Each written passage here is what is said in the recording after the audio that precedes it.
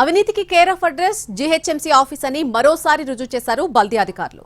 Pen పట్టాలన్నా file ముట్టాలన్నా సరే చివరికి ఇటున్న కాలటు పెట్టాలన్నా కూడా లంచం డిమాండ్ చేయడం పరిపాటిగా మారిపోయింది వారికి.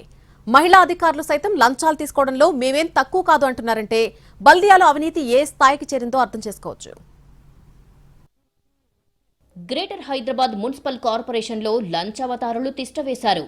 చేయి తడిపితే తప్ప పని కాని పరిస్థితి. ఏ విభాగంలో పనులు జరగాలన్నా లంచం ఇవ్వాల్సిందే. బర్త్, డెత్ సర్టిఫికెట్ల కోసం కూడా ముడుపులు ముట్టజెప్పాల్సిందే. దళారులు లేకుండా ఆఫీస్లోకి వెళ్తే పని కాదు. టౌన్ ప్లానింగ్ విభాగంలో వసూళ్లు జోరుగా జరుగుతున్నాయి. భవన నిర్మాణ అనుమతులు ఇవ్వడంలో, నిర్మాణం పూర్తయ్యాక ఇచ్చే ఆక్యుపెన్సీ సర్టిఫికెట్ల విషయంలోనూ లంచాలు వసూలు చేస్తున్నారు. లంచం ఇస్తే ఫీల్డ్ విజిట్ చేయకుండానే నిర్మాణ అనుమతులు ఇచ్చేస్తున్నారు. పర్మిషన్ ఇచ్చేందుకు 4 లక్షలు తీసుకుంటుండగా గత నెల 23న assistant town planning officer Vithal Rao ACB అధికారులకు పట్టుబడ్డాడు. అంతకు కొద్ది రోజుల ముందు మే 3న ఎగ్జిక్యూటివ్ ఇంజనీర్ దశరథ్ ఓ కాంట్రాక్టర్ నుంచి 20,000 తీసుకుంటుండగా ఏసీబీకి చిక్కాడు.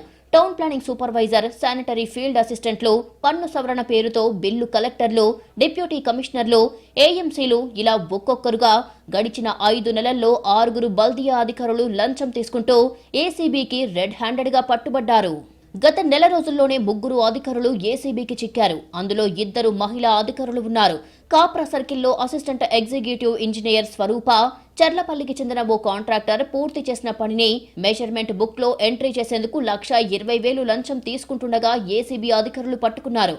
అంబర్పేట్ సర్కిల్లో assistant executive engineer Manisha contractor బిల్లును పై అధికారికి పంపడం కొరకు 20,000 డిమాండ్ చేసింది.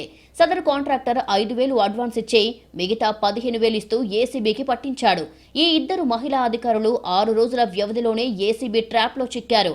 ఇలా 1-2 విభాగాల్లో కాదు, బల్దియాలోని ప్రతి డిపార్ట్మెంట్లోనూ లంచం లేనిదే పని జరగదు అనే ఆరోపణలు గట్టిగానే వినిపిస్తున్నాయి. ప్రజలు కూడా గతంలో మాదిరిగా కాకుండా లంచం డిమాండ్ చేస్తున్న అధికారులపై విసుగు చెంది ఏసీబీ అధికారులకు పట్టించడం మేలని భావిస్తున్నారు.